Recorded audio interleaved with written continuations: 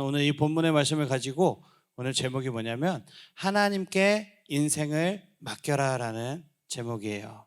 우리가 성공적인 인생을 위해서 중요한 것이 있어요. 무엇이 중요할까요? 성공적인 인생을 위해서 중요한 것. 아마 내가 얼마나 많은 실력을 갖추고 있느냐를 생각하는 친구들이 많이 있을 것 같아요. 훌륭한 실력을 가지고 있으면 아무래도 상대적으로 그렇지 못한 사람에 비해서, 친구들에 비해서 내가 조금 더 성공할 가능성이 높겠죠. 하지만 실력보다 더 중요한 것이 있다라는 것입니다. 그것은 내가 누구에 의해서 쓰임받고 있느냐가 중요한 거예요. 우리가 우리의 역사를 개인적으로 돌아보면 위대한 천재들이 많이 있었습니다. 그런데 그런 천재들이 시대를 잘못 만나고 사람을 잘못 만나서 독재 정권을 만나고 히틀러 정권을 만나고 그 구소련이죠. 소비에트 연방의 스탈린을 잘못 만나서 사단의 도구로서 이용당하고 아주 안 좋은 삶으로 마감하는 사람들을 많이 봤어요. 엄청 똑똑하고 엄청 뭐라 그럴까요? 정치적으로도 성공한 것 같아 보였던 사람들이지만 결국 그 말로가 좋지 않았다라는 거죠. 전도사님이 청년부 회장일 때 일인데요. 어떤 청년이 겨우겨우 몇 년을 시험을 준비해서 뭐죠 그거? 회계사가 됐어요. 그래서 법무법인의 아주 큰 회사에 들어갔습니다. 그런데 그 맡은 부서가 부정부패와 관련이 있고 아주 흔히 얘기하는 좋지 못한 그런 일을 하는 부서로 발령을 받은 거예요. 엄청 고민을 많이 했죠. 왜냐하면은 그리스도인의 그 양심이라는 게 작동을 하기 때문에 내가 그런 잘못된 일을 해야 하나? 계속해서 내가 이런 일을 하려고 회계사 시험을 3년 동안 준비하면서 3번의 시험을 떨어지고 6년이라는 시간을 이렇게 보냈나? 라는 고민 상담을 많이 해왔습니다. 그래서 내가 얼마나 실력을 갖추느냐 하는 것보다 내가 평생토록 누구에 의해서 쓰임받느냐, 이것이 훨씬 더 중요하다라는 거죠. 그런 면에서 우리는 누구에 의해서 쓰임을 받아야 할까요? 그렇죠. 정답. 우리는 하나님에 의해 쓰임 받아야 합니다. 그래서 우리가 하나님께 인생을 맡겨야 하는 첫 번째 이유는요, 하나님은 우리를 가장 잘 아신다라는 거예요. 어떤 기계가 있습니다. 이 마이크라고 해볼게요. 이 마이크가 있는데 이 마이크를 가장 잘 아는 사람은 누구일까요? 그렇죠. 이 마이크를 계획하고 기획하고 만든 그 사람이 이 마이크에 대해서 가장 잘 알 것입니다. 그렇다면 우리를 창조하신 하나님께서 우리를 가장 잘 아시고 우리를 가장 많이 생각하시는 분이 하나님일 수밖에 없는 거예요. 그런데 자기가 자기 자신을 객관적으로 파악하고 자신의 재주를 잘 아는 사람이 별로 없어요. 누구나 내 자신에 대해서 다 알지 못합니다. 그런데 하나님은 나보다 더 나를 잘 아신다라는 거죠. 그래서 하나님이 우리의 인생을 인도하실 때 우리의 인생이 가장 성공적인 길로 펼쳐져 나아갈 수 있다라는 거예요. 그리고 우리는 우리의 우리는이 아니라 하나님은 우리의 과거와 미래를 꿰뚫어 보고 계신다라는 거죠. 그런데 우리는 무지해서 우리의 미래가 뭐예요? 지금 1초 뒤에 벌어질 일도 알지 못한다라는 거죠. 우리는 그저 바로 앞에 있는 문제에만 내 모든 관심을 집중하고 그것에 대해서 걱정과 근심과 염려를 하면서 살아간다라는 거죠. 그런데 하나님은 다르다라는 거예요. 하나님은 우리의 미래를 포함해서 우리와 관련된 관계되어 있는 모든 것들을 한꺼번에 살피고 계십니다. 하나님이 우리의 길을 인도해 주실 때 우리는 가장 복된 인생의 길을 걸어갈 줄 믿습니다. 아멘. 그리고 우리가 하나님께 인생을 맡겨야 되는 두 번째 이유는요, 하나님은 우리를 위해서 일해 주시는 분이기 때문에 그래요. 세상의 다른 사람들은 우리를 위한다고 하지만 사실은 우리를 위하는 게 아니라 자기 자신들의 이익을 위해서 우리를 이용할 뿐입니다. 하지만 하나님은 진심으로 우리를 위해서 일하신다라는 거죠. 흔히 신앙이 좋다고 하는 사람들이 오해하고 있는 것 중에 하나가 뭐냐면요, 모든 영광과 존귀와 좋은 것들은 다 하나님이 받아서 누리시고 우리는 그저 하나님을 위해서 일평생 일을 하면서 사는 존재라고 생각하는 거예요. 심지어 죽어라 일만 하고 이 세상에 아무것도 기대하지 않고 사는 것이 좋은 신앙이라고 생각하시는 분들이 많이 있습니다. 가장 고결하고 바른 신앙생활이라고 생각하는 거죠. 하지만 결코 그렇지 않다라는 거예요. 우리 하나님은 그렇게 잔인하고 무지막지한 분이 아니십니다. 다윗은 오늘 본문에서 이렇게 고백을 하고 있어요. 어떻게 해요? 내가 지존하신 하나님께 부르짖으며 곧 나를 위하여 모든 것을 이루시는 하나님께로다. 다윗은 자신이 섬기는 하나님이 오직 하나님만을 위하여 다윗의 모든 노동력을 착취해 가시는 분이 아니고 다윗을 위하여 모든 것을 이루시는 하나님, 자기 자신을 위하여서 모든 것을 이루어 주시는 하나님이라고 고백하고 있는 거예요. 그런데 이러한 다윗의 고백이 언제 이루어졌는지 아세요? 이 시편 57편이 언제 써진 거냐? 다윗이 왕권을 누리면서 아주 그냥 호화롭게 살아가고 있을 때, 모든 것이 평화로울 때 이 시를 쓴 것이 아니라 사울 왕을 피해서 도망 다니고 있을 때, 굴에 숨어가지고선 언제 죽을지 모르는 그런 상황 가운데 있을 때 이 시편을 썼다라는 거예요. 하나님을 의지하는 우리에게는 이런 아픔의 세월이 있을 수도 있습니다. 그러나 그것은 일시적인 거예요. 그 기간이 지나고 나면 하나님은 모든 것을 합력해서 선을 이루신다라는 거죠. 지금 당장은 나에게 불합리한 것 같고 내가 왜 이런 상황에 있어야 되고 내가 왜 이런 관계에 엮여가지고 왜 이렇게 잘못된 길을 가고 있는 것 같아 보일지라도, 물론 잘못된 것이지만 그럼에도 불구하고 시간이 지나면 그 모든 것들을 하나님께서 어떻게 하신다고요? 합력해서 선을 이루어 가신다라는 거예요. 그것을 다윗이 알았기 때문에 사울에게 쫓기는 그 고난 가운데서도 하나님은 나를 위하여 모든 것을 이루시는 분이라고 고백할 수 있는 것입니다. 하지만 문제는 우리에게 이런 아픔이 찾아왔을 때 우리의 시선이 어디를 향하고 있는가? 과연 하나님을 향하고 있는가? 아니면 그 문제에 파묻혀서 그 문제만 보고 있는가 하는 거죠. 마귀는 우리의 시선을 아픔 그 자체, 고통 그 자체에 고정을 시키려고 합니다. 그러면서 우리의 마음에 이렇게 속삭여요. 봐봐, 너의 지금 이 끔찍한 상황을 봐봐. 너에게 이런 아픔을 허락하시는 하나님은 절대 너를 사랑하는 하나님이 아니야. 사랑의 하나님? 긍휼의 하나님? 그건 너의 하나님이 아니라 저 옆에 있는 저 잘 나가는 사람들의 하나님이야. 네 하나님 아니야. 그분은 너의 하나님이 아니야. 물론 너는 천국에 갈 수 있겠지. 천국에 갈 거야. 그런데 이 세상을 사는 동안에는 너에게 소망 따위는 없어. 지금 네가 당장 당하고 있는 그 아픔이 그 증거야. 똑똑히 봐. 그러니까 이제 하나님에 대한 모든 소망은 버리고 지금처럼 좌절하고 절망하고 축 늘어진 채 남은 평생을 그렇게 루저로 살아 라고 우리 마음에 속삭인다라는 거죠. 어때요? 내 마음속에 한 번이라도 이런 생각을 가져본 적이 있습니까? 이런 마음이 든 적이 있어요? 이런 마음이 들 때 우리가 어떻게 해야 될까요? 어떻게 해야 될까요? 누구의 이름으로 물리쳐야겠죠. 누구의 이름으로 물리칠까요? 예수 그리스도의 이름으로 물리쳐야 할 줄 믿습니다. 하지만 많은 사람들이 이런 마귀의 속삭임에 굴복해서 실제로 그렇게 살아가고 있다라는 게 아주 큰 문제 중에 문제예요. 근데 그 사람들의 이야기를 들어보면 다 사연이 있어요. 눈물을 흘리지 않고는 들을 수 없는 그 고난, 그 고통의 이야기가 있습니다. 집이 어렵고 부모님이 어렵고 친구들과의 관계가 어렵고 공부가 나를 힘들게 만들어요.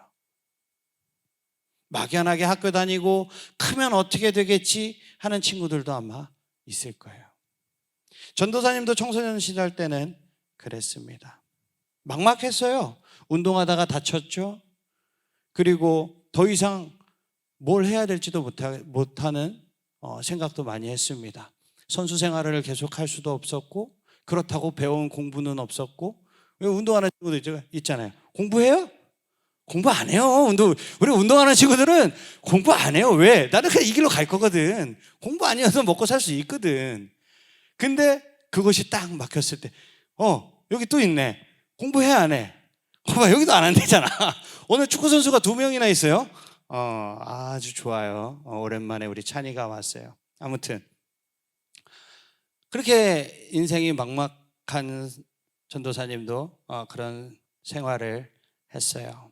정말 죽고 싶다는 생각을 많이 했었거든요. 그래서 전도사님의 아픈 과거지만 전도사님은 한 학년 쉰 적도 있습니다. 물론 다시 복학을 해서 잘 학교도 마치고 지금 대학원도 다니고 열심히 잘 살고 있죠. 근데 그 아픔이 아무리 크고 끔찍한 것이라고 해도 남은 인생의 모든 소망을 포기할 수 있는 그 이유가 되지는 못한다라는 거예요. 성경은 우리에게 이런 마귀의 말을 듣지 말라라고 분명하게 말씀하고 있습니다. 그리고 다윗처럼 살으라고 이야기하고 있는 거죠. 다윗은 사윗 왕에게 쫓기는 신세였어요. 언제 죽을지도 모르고 맞서 싸울 군사도 없었습니다. 왜냐하면 한 나라의 왕하고 맞짱을 뜨려고 하는데 내가 한 300~400명 데리고 있다고 해서 그게 쪽수가 됩니까? 그게 싸울 수가 있어요? 안 되지.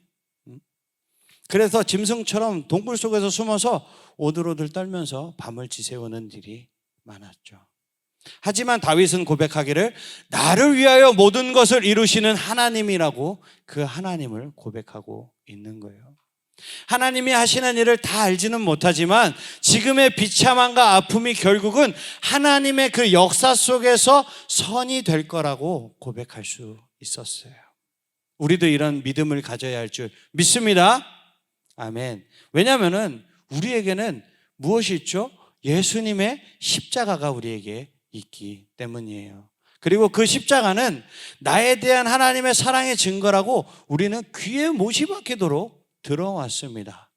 그런데 왜 우리는 하나님을 의지하지 않고 사는 것일까요? 왜 우리는 하나님 앞에 기도하지 않는 것일까요? 왜 내가 당한 그 인생의 아픔이 가장 절대적이고 내 인생의 모든 것을 결정해 주는 것이라고 고집을 부리면서 살아가는 걸까요? 우리가 기도하지 않고 하나님을 의지하지 않는 것은 우리가 하나님께 기대하는 게 솔직한 얘기로 없어서 그래요. 여러분 그렇지 않습니까? 여러분 하나님한테 기대하고 있어요? 하나님이 모든 것을 해주실 거고 하나님이 나를 보호해 주시고 계신다라는 것을 기대하고 계십니까, 여러분? 우리를 비참하게 만드신 하나님께 무슨 기도를 하냐고 반문이나 안 하면 다행이죠. 하지만 다윗은 지금 어떻게 하고 있습니까? 다윗은 가장 비참한 중에서 하나님이 자신을 위해서 일하시는 분이라고 고백하고 있고 그것을 믿음으로 굳건하게 지켜가고 있어요. 그래서 하나님께 부르짖어 기도했고 결국은 다윗이 이스라엘의 무엇이 되었죠? 무엇이라 그러면 좀 뭐하지만 왕이 되었죠. 하나님께서 우리의 인생에 대해서 선하신 것을 준비하고 계시다라는 그 믿음이 깨졌기 때문에 우리는 기도하지 않는 거예요. 다윗처럼 살아가지 않는 거예요. 오늘 하나님께 회개하고 믿음을 회복하기를 주님의 이름으로 축복합니다. 로마서 8장 32절을 보면은요, 자기 아들을 아끼지 아니하시고 우리 모든 사람을 위하여 내주신 이가 어찌 그 아들과 함께 모든 것을 우리에게 주지 아니하겠느냐라고 말씀하고 있습니다. 하나님은 우리에게 선한 것을 주신다라는 것을 믿으시기를 주님의 이름으로 축복합니다. 이 믿음을 붙들고 우리의 인생을 살아가고 있다라면 우리 인생 안에는 소망이 있다라는 거예요. 그러나 이 믿음을 놓치면 우리는 절망 속에서 남은 인생을 허비하게 된다라는 거죠. 우리는 산 날보다 살아갈 날이 더 많은 청소년입니다. 하나님을 꼭 믿으시기를 주님의 이름으로 축복합니다. 하나님께서 여러분들의 인생을 이끌어 가실 거예요. 성경에 무리를 걸은 사람이 있습니다. 누굴까요? 그렇죠, 베드로. 베드로는 예수님을 바라보는 동안에는 믿음으로 물 위를 걸었어요. 그런데 예수님이 아닌 주위의 파도를 보니까 어떻게 됐어요? 바다에 빠졌어요. 내 인생이 죽음의 파도에 휩싸여 있다고 생각하면 우리는 누구를 바라봐야 돼요? 예수님을 바라봐야 될 줄로 믿습니다. 내가 지금 다윗처럼 동굴 속에 쫓기는 신세라면 하나님이 나를 위하여 모든 일을 이루시는 분이라는 것을 믿어야 되는 거예요. 그리고 다윗처럼 부르짖어 기도해야 합니다. 하나님을 믿고 의지하는 자를 위하여 하나님은 반드시 역사를 이루어 가실 줄 믿습니다. 오늘따라 이게 왜 이럴까요? 자꾸 끊어지네요. 자, 그렇게 하나님께서 우리를 위해 역사를 이루어 가신다라는 것을 믿으며 나아가야 됩니다. 그래서 역대하 16장 9절에 이런 말씀이 있어요. 여호와의 눈은 온 땅을 두루 감찰하사 전심으로 자기에게 향하는 자들을 위하여 능력을 베푸시나니. 마귀의 말을 듣고 내 고통만 바라보며 낙심하고 있는 자가 있는가 하면 전심으로 하나님을 향하는 자가 되어서 하나님의 능력, 하나님의 도우시는 그 능력을 경험하는 우리들이 돼야 한다라는 거예요. 그런 사람들이 있다라는 거예요. 그렇다면 어떻게 해야 우리가 하나님께 우리의 길을 맡길 수 있을까요? 시편 37편 5절의 하반절의 말씀을 보면은 그를 의지하면 그가 이루신다라고 말씀하고 있습니다. 내 인생의 모든 순간에 하나님을 의지하라는 거예요. 하나님을 의지한다는 것이 무엇이죠? 하나님의 뜻에 따라서 결정을 내리는 거예요. 그리고 잠언은 이렇게 이야기합니다. 너는 마음을 다하여 여호와를 신뢰하고 내 명철을 의지하지 말라. 너는 범사의 그를 인정하라. 그리하면 내 길을 지도하시리라. 누가요? 하나님께서요. 우리에게는 매 순간순간마다 결단이 요구되는 갈림길과 마주하게 돼요. 하나님이 기뻐하시지 않는 길인 것 같지만 내게 확실하게 이익을 가져다 주는 것처럼 보이는 길이 있습니다. 반면에 나에게 손해가 되고 사람들에게 미련하다고 손가락질 받을 것처럼 보이지만 하나님이 원하시는 길이 있어요. 그 가운데서 하나님의 길을 선택하며 우리는 살아야 합니다. 성경은 내 명철을 의지하지 말라라고 말씀하고 있어요. 뭐죠? 내 자신을 믿지 말라는 거예요. 내 거 믿지 말라는 거예요. 결국에 하나님의 살아계심을 믿는가, 하나님의 살아계심을 믿지 않는가, 이 싸움입니다. 결국 믿음의 문제라는 거죠. 하나님이 정말로 살아계심을 믿는다면 성경이 제시하고 있는 그 길을 향해 가는 거예요. 아무리 교회에 나와서 입술로 고백한다고 해도 하나님이 살아계심을 진심으로 믿지 못한다면 하나님의 길을 선택하지 않고 뭐죠? 내게 유익이 되는 것을 따라간다라는 거예요. 수없이 많은 믿음의 사람들이 하나님을 의지해서 하나님의 길을 선택하며 살았더니 하나님께서 자기들의 길을, 자기들의 그 인생을 인도해 주셔서 승리했다라고 증언하고 있습니다. 성경의 수많은 인물이 그거를 증언했고 인류 역사상 수많은 사람들이 그것을 증명했어요. 우리도 그 증명하는 그들 중에 한 사람이 될 수 있습니다. 우리가 당했던 아픔을 훌훌 털어버리는 일은 결코 쉽지 않아요. 저도 알아요. 그것을 트라우마라고 하죠. 자꾸만 마귀의 속삭임에 유혹돼서 절망 가운데 주저앉고 싶을 때가 한두 번이 아닐 겁니다. 공부하기 힘들죠? 그리고 여러분들 관계 문제가 많이 힘들 수 있을 것 같아요. 그죠? 그런데요, 하나님은 우리에게 너의 길을 여호와께 맡기라 라고 말씀하고 있습니다. 이게 말씀으로 끝나는 게 아니에요. 명령입니다, 여러분. 내가 살아있음을 네가 정말로 믿는다면 너는 나를 믿고 다시 떨치고 일어나야 한다 라고 말씀하고 계십니다. 하나님께서는 네가 나에게 순종하면 살고 내 의를 빛같이 나타내며 내 공의를 정오의 빛같이 만들어 줄 것이라라고 분명하게 확실하게 약속하고 계심을 믿으시는 여러분들이 되시기를 주님의 이름으로 축복합니다. 아멘. 사랑하는 청소년부 친구들, 하나님과 함께 다시 시작하기를 주님의 이름으로 축복합니다. 우리의 모든 것을 알고 계신 하나님, 우리를 위하여 모든 것을 이루시는 하나님께 우리의 길을 맡기고 오직 하나님께 순종하는 삶을 시작하시기를 주님의 이름으로 축복합니다.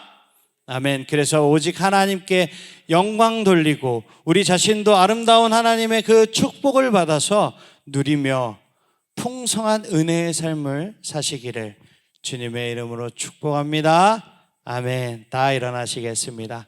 하나님은 너를 지키시는 자 찬양하고 기도하겠습니다.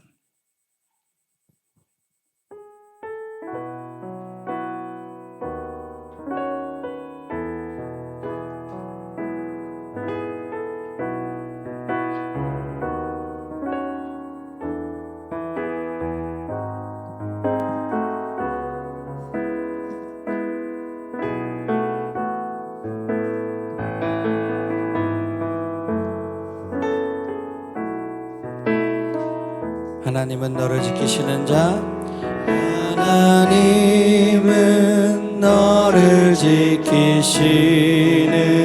자, 너의 우편에 그늘 되시니 낮의 해와 밤의 달도 너를 잊지 못하리. 하나님은 너를 지키시는 자, 너의 환난을 면케하시니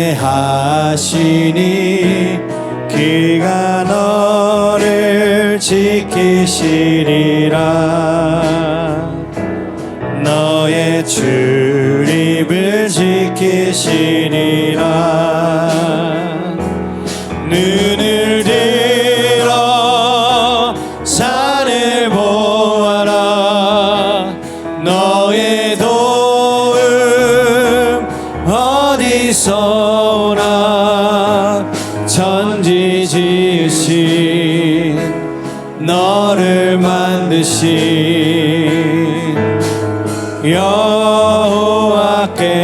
여호와께로 눈을 들어 산을 보아라. 눈을 들어 산을 보아라. 너의 도움 어디서 오나. 천지 지으신 너를 만드신 여호와께. 우리 한 번 더 고백해 볼까요? 눈을 들어 산을 보아라. 너의 도움 어디서 오나. 천지 지으신 너를 만드신